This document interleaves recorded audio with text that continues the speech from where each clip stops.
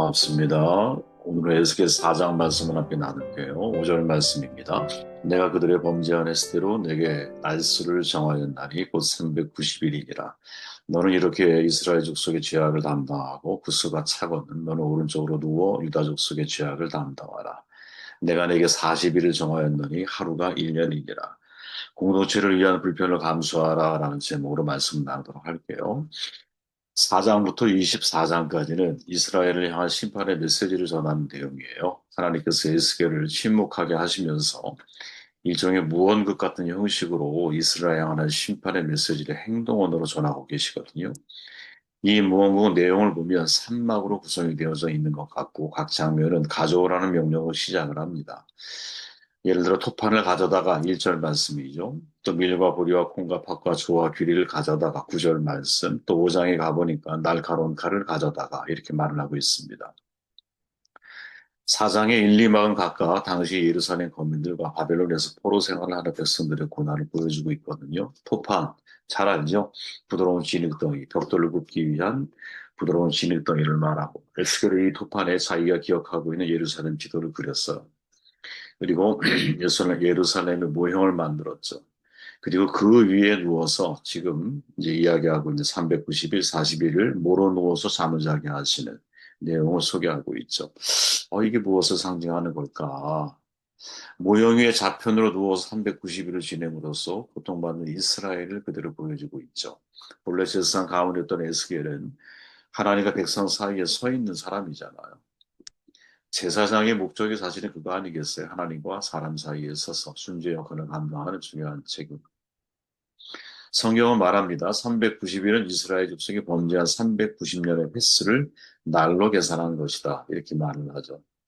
이게 사실은 정확하게 이제 이스라엘 족속이 몇 년을 하나님 앞에 범죄했는지 사실은 이제 이 증언만 가지고 우리가 이해를 해야 되는 것이지 정확하게 그게 무엇을 상징한다고 말하기는 쉽지가 않아요.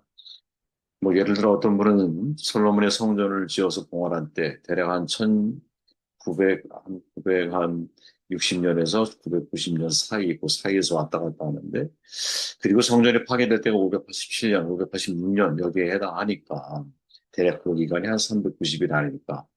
그러니까 그 기간 동안 사실 하나님 앞에 죄악을 행한 기간이 아니겠느냐, 이렇게 이해하는 분도 있어요.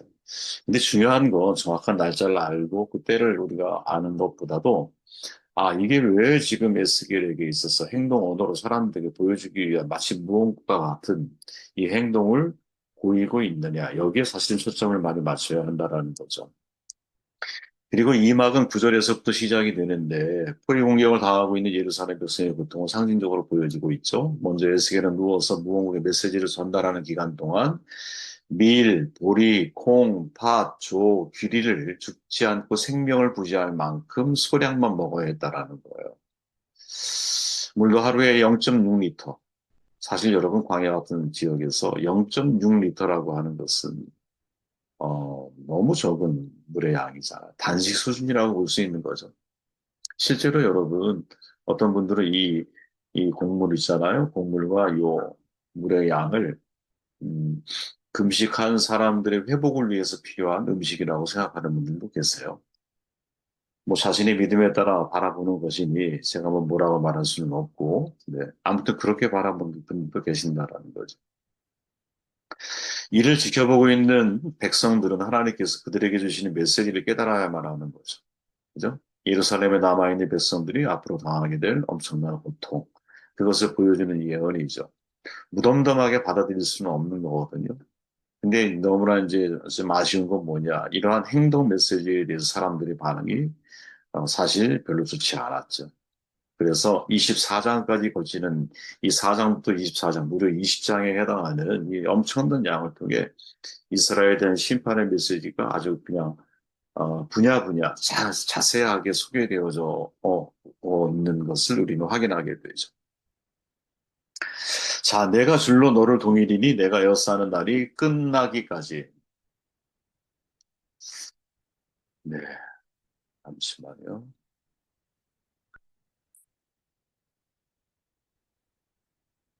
가끔 이렇게 컴퓨터가 멈출 때, 아, 이게 세월은 어쩔 수가 없구나. 그런 생각이 들어요. 그죠? 에스겔.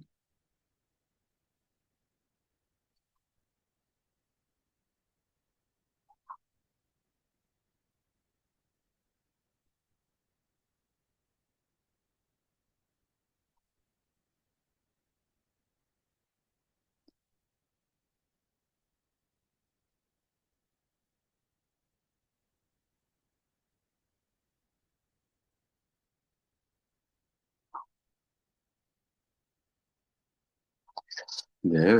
4장 8절 말씀을 제가 한번 읽어볼게요. 내가 줄로 너를 동일이니 내가 여서 하는 날이 끝나기까지 몸을 이리저리 돌리지 못하리라. 북왕국과 남왕국을 위해서 190, 40일 합쳐보니까 430일을 누워서 편하게 자지를 못하는 거야.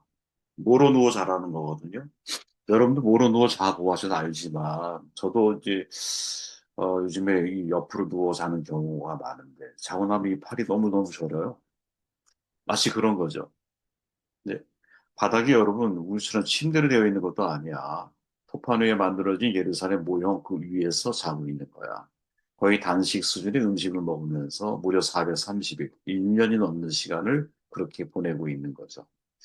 아, 도대체 이것을 통해서 하나님이 우리에게 전달하려고 하는 메시지가 뭘까? 물론 다양하게 여러 각도에서 이해할 수 있는데 제가 주목한 것은 뭐냐면 바로 에스겔이라고 하는 사람이에요. 에스겔이 이 일을 행동으로 옮기고 있다라는 거죠. 그리고 에스겔을 통해서 그 시대의 예루살렘 성전의 멸망, 그리고 포로 생활을 할 수밖에 없었던 중요한 원인이 어디에서부터 비롯되고 있는지를 지적하고 계시는데 그게 바로 지도자들의 문제라는 거죠. 지도자들의 문제.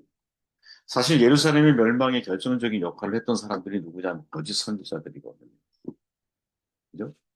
하나님의 예언의 말씀에 대해서 선지자나 예언자가 선포할 때 거짓 선지자들은 그거를 믿지 못하게 만들었죠. 그리고 종교적인 지도자들은 엄청난 타락을 사실은 했던 사람들이에요. 자기의 유익을 위해서 공동체를 통해서 유익을 취하고 편리를 취하는 사람들이었거든요. 그런데 에스겔을 향해서 무엇보다 먼저, 야, 너 말로만 선포하지 말고 행동으로 사람들에게 메시지를 전달해야 되는데, 390일을 왼쪽으로 누워있고, 40일을 오른쪽으로 누워서 매일 단식 수준의 음식만 먹고 살아야 돼. 그걸 행동으로 옮기고 있는 거예요, 에스겔이. 왜 이런 메시지를 전달하고 있을까? 공동체를 위해서 불편을 감수해야 한다는 거죠. 누가? 지도자들. 저는 이게 굉장히 중요한 문제라고 봐요. 자, 예루살렘 성전이 솔로몬에 의해 건축이 됐어. 그죠? 근데 586년 혹은 7년 바벨론에 의해 파괴가 되었어. 성전 기물을 약탈을 당했어. 포로로 끌려갔어. 1차 성전 파괴죠. 귀한 바벨론 유수 시절에 스룹바벨에 의해서 성전이 지어졌어. 그러나 과거 솔로몬의 성전에 비해서 너무나 규모가 작았어요. 신약으로 넘어오면서 우리가 잘 알지만 로마의 헤로드 왕에 의해서 확장 재건되었죠. 근데 불행하게도 서기 70년 로마 제국의 열 번째 황제라고 알려진 티투스 장군에 의해서 완전히 파괴되죠. 2차 성전 파괴야. 그 다음에 성전을 짓지 못하게 만들었어요. 하나님께서. 그러면 이러한 성전 파괴의 2차에 걸친 근본적인 문제가 뭐냐? 단순히 사회적인 정치적인 혼란 때문인가? 아니죠. 그 이면에는 종교적인 지도자들의 부패와 타락이 동반돼 있었다라는 거죠. 그들이 백성들을 영적으로 타락시키는 일에 중요한 원인 제공자가 된 거예요. 그래서 성전이 하나님을 예배하는 중심지로서의 기능을 상실하게 되고 형식과 의례만 남고 이사야 1장 같은 경우를 보면 여러분 물론 중간 시기의 어떤 메시지지만 야 더 이상 헛된 재물을 가져오지 마 이렇게 말할 정도로 사회가 점점점 특히 종교적인 타락이 그 사회의 뭐 정치적인 지형 자체를 바꾸게 만드는 중요한 원인 제공자가 됐다 이런 거죠. 그들은 먹는 것을 즐기고 그러니까 에스겔의 요구하신 하나님의 메시지를 역으로 우리가 한번 해석해 보자라는 거예요. 단식을 명령하시죠. 왼쪽으로 누워 오른쪽으로 누워. 그리고 북이스라엘, 즉, 더 많은 기간 동안 타락했던 사람들을 위해서 390일을 내가 누워 있어야 돼. 그러나 좀 나았던 사람, 남유다를 위해서는 40일이야. 그죠? 내용을 보면. 그럼 가만히 생각해 보세요. 누구를 위해 더 슬퍼해야 되고, 더 고통을 당하고, 더 어려움에 동참해야 하느냐? 라는 질문을 던졌을 때, 에스겔은 아니, 에스겔의 모습 속에서 정반대편에 서 있는 거짓 선지자들의 모습을 엿볼 수 있는데 그들은 먹는 것을 즐기고 공동체의 유익을 취하고 자신의 아내와 별일을 추구하며 인생을 살았던 사람이었을 거라. 왜 역으로 에스겔에게 먹는 것을 단식시키고 최소한의 소량만을 먹게 만든 그리고 공동체를 위해서 행동 언어로 메시지를 전하게 하시면서 고통스러운 고행의 길 왼쪽으로 오른쪽으로 누워야 돼. 네, 이리저리 뒤척이면 안 돼. 내 안위와 편리를 위해서 공동체를 사용할 수가 없는 거야. 오히려 내가 더 앞선 고통과 어려움을 당해줘야 하는 거죠. 아, 저는 중요한 메시지를 정말 깨닫게 돼요.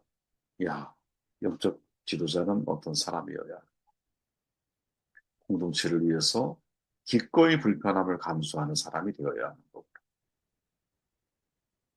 공동체가 나의 유익을 위해서 존재하는 게 아니라 내가 공동체의 유익을 위해서 존재하는 사람입니다. 먹는 것으로 상징되어져 있는, 표현되어져 있는 단식으로 에스겔에게 행동 메시지를 전달하고 있는 하나님의 이 마음을 읽어보면 먹는 것으로 대변되잖아. 사람의 욕망이라고 하는 것이. 그 당시 지도자들이 공동체를 바라볼 때 그런 관점에서 바라보고 있었다라는 거죠. 역으로 생각해야 되는 거지, 우리는. 야, 진짜 영적 지도자가 되려면 어떻게 해야 될까? 공동체를 위해서 기꺼이 내가 소량의 음식을 먹고 살아가려고 하는 정신. 공동체의 안위와 편리를 위해서, 편익을 위해서 내가 노력하려고 하는 삶의 태도. 나의 수고를 통해서 공동체가 조금 더 편리해질 수 있는 수고는 사랑과 불편함을 감수하는 거니까. 사랑과 수고를 통해 자라는 겁니까, 여러분? 이걸 내가 기꺼이 생각하고 있는 거예요. 내비게이터 선교회의 리더의 아임스라고 하는 당신도 영적 지도자가 될 수 있다라는 책 서문에서 이렇게 말하죠. 전 세계적으로 참된 지도자가 심각하게 부족합니다. 이걸 지적을 해요. 그리고 이 시대를 향해서는 리더가 많대. 리더가 많다는 거예요. 근데 영적 리더는 드물다. 이렇게 말해요. 그럼 리더와 영적 리더의 차이가 뭐냐? 리더는 권리와 자리만을 주장하고 책임과 의무를 포기합니다. 그러나 영적 리더는 권리는 주장하지 않고 책임과 의무를 앞세운다. 그거를 왜 대가를 지불한다라는 거지. 아임스 말 중에서 가장 주목되는 내용이 있거든요. 옳고 그름을 분별하는 네 가지 방법을 이야기를 해요. 여러분도 한번 스스로 던져보십시오. 이것이 유익한 건가? 이것이 나를 지배하는가? 이것이 다른 사람에게 걸림돌이 되지는 않는가? 진짜 이것이 하나님을 영화롭게 하는 것인가? 영적 리더는 어떤 사람이냐? 누구를 위한 이익이지, 이게? 이것을 하면 내 통장이 늘어나는 건가? 아니면 이것을 하면 공동체의 유익이 되는 건가? 공동체의 유익이 되는 건가? 이것이 나를 지배하고 있지는 않은가? 돌아봐야 되는 거죠. 나를 지배하고 있지는 않은가? 타인에게 걸림돌이 되고 있는가? 여러분, 타인에게 걸림돌이 되면 안 되잖아요. 오히려 타인에게 디딤돌이 되어줘야 되고, 징검다리가 되어줘야 되잖아. 근데 많은 리더들이 사실은 타인에게 걸림돌이 되면서, 그러하여금 신앙의 도약을 이루지 못하게 만드는 그런 장애물 역할을 하면서 사람들이 많이 있다라. 이게 진짜 하나님을 영화롭게 하는 겁니다. 이 질문을 던져야 되죠. 그리고 이것을 이룰 수 있는 영적인 리더의 내면에는 사실 어떤 마음이 있어야 될까? 진짜 공동체 의식인 거죠. 제가 자주 표현하는 공유가치에 헌신하려고 하는 마음, 공유가치가 더 소중하게 여길 수 있는 마음, 이 마음이 준비되어져 있는 사람. 그래서 모든 리더 가운데서 여러분, 사실은 이게 없으면 리더가 되면 안 되고, 모든 걸 다 갖춰도 이것이 없으면 절대로 리더가 되면 안 되는 바로 그것이 뭐냐? 자기 희생인 거예요. 자기 희생. 자기 희생이 전제되지 않은 사람은 리더는 될 수 있을지 모르지만 영적인 리더가 되기에는 어려움이 있을 수 있다. 에스겔의 행동의 메시지를 통해서 저는 한마디로 정리하면 야, 공동체를 위해서 불편함을 감수할 수 있는 사람 이게 영적인 리더고 그것을 우리는 행동으로 보여줘야 한다는 것. 이게 저와 여러분들이 감당해야 할 삶의 무게감이 아닐까 하는 생각을 해보게 되었습니다.